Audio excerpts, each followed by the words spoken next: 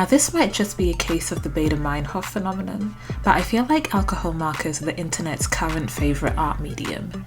I've tried alcohol markers out in the past and have pretty much failed at using them, so today I'm hoping to finally get to grips with this art medium. My setup is fairly simple. I have here the 148 set of ARRTX crayons for reinforcements, the 48 marker set of Ohuhu Alcohol markers, and the additional skin tone set, all bought with my own money. I also have the Ohuhu liner pens, which work really well with the markers, and some portrait sketches in my trusty Illo sketchbook. All the tools and equipment I use will be linked below. I feel like where I've come undone in the past is that I've dived in headfirst with no plan, so this time I made a rough plan of the colours I wanted to use and which I thought would work well together, and the methods with which I was going to approach each portrait. For the first two portraits, I outlined the sketch first with the ink liner before going in with the markers. I'm using the 0.2 marker size, but you'll see later on that I end up sizing up because these lines were a little too thin for my personal taste. I like this approach because alcohol markers are really strong, and depending on the paper you use, they can bleed, which makes it difficult to follow your initial sketch, as I discovered later on. My mistake was choosing a fairly difficult colour profile to follow for my first sketch of the day. Instead of just going for a generic skin tone, I went with a reference image lit in reds and blues. Fun to look at, but difficult to recreate. The reds and the blues ended up blending really well within their hues, but I struggled to create cohesion between the lit parts and the shadows. This was probably a trust the process moment, but it was my first attempt of the day and I was in no mood to trust anything. I ended up with something passable, but this is definitely a portrait I want to try again and see if I can improve on it. What I learned from this process, especially from attempting portraits such as this one, is that art really is about play. You have to put things on the page that are probably not going to work a lot, maybe even most of the time, but the more you play, the more you free yourself up to try new things, and the likelier you are to discover things that work. And so, in my play, the main thing I can tell you about alcohol markers is that the key to blending is layers. First, it does help if you find cohesive colours to blend, and then you just keep going over the paper with each of your two colours, using them to create more and more seamless blends. Personally, the invisible blender is not a great tool for me unless you want to pick up colour from the page. So if I revisit this portrait or one like this again, I need to discover a way to blend the lit part more with the dark. I eventually went back in with some crayons and then added another layer of markers, and the result wasn't horrible. I like the contrast, but this is definitely a style to play around with a lot more.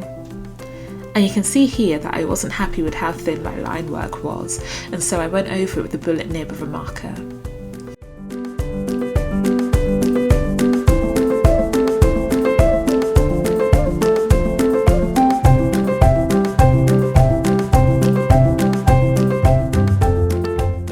Portrait 2 was another ink first then colour, but this time I tried to work from dark to light, starting with the shadows and building up from there. This did not work for me. One of the things I struggle with in using alcohol markers is creating depth and variation in darker skin tones. I tend to go too dark too soon and have nowhere to go. In this case, I was too timid to go dark and ended up with little to no lighting variation, making my portrait appear flat on the page. I played around with it a bit, but it just wasn't working for me. I wasn't in the zone, so I decided to call it a warm-up and move on.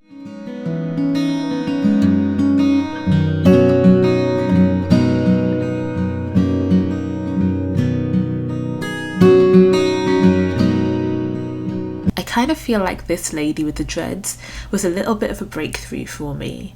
I mixed things up by inking the outline after I went in with the markers, and she ended up being almost more monochromatic than true to skin tone.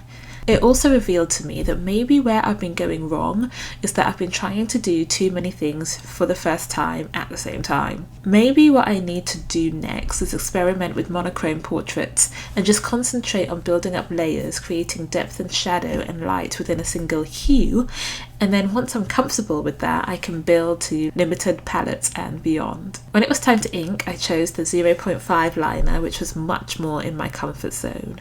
While she did end up being very green and yellow, which wasn't my intention, I think she's one of my favourites in this spread.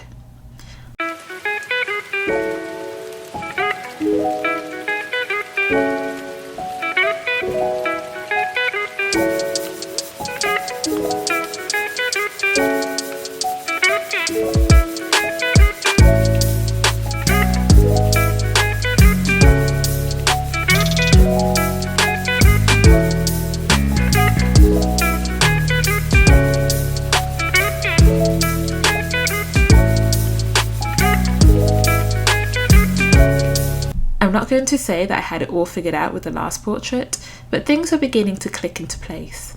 I started with my mid-tone, then added my lightest tones, and then built up the darks slowly.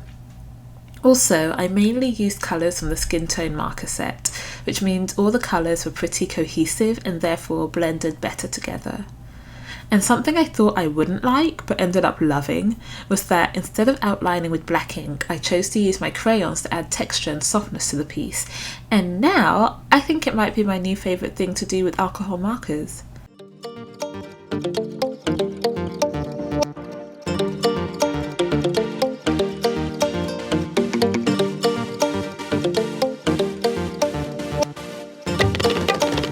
So at the end of that, 6 portraits down, I'm not yet feeling like an alcohol marker pro or even that proficient, to be honest, but I am feeling confident enough to play some more. I think I finally figured out the trick to blending. I need to work on my colour choices a little more, but I feel less out of my depth. If you've made it this far, then thank you for coming on this journey with me. Please leave any tips you have on using alcohol markers in the comments, and thank you. Bye.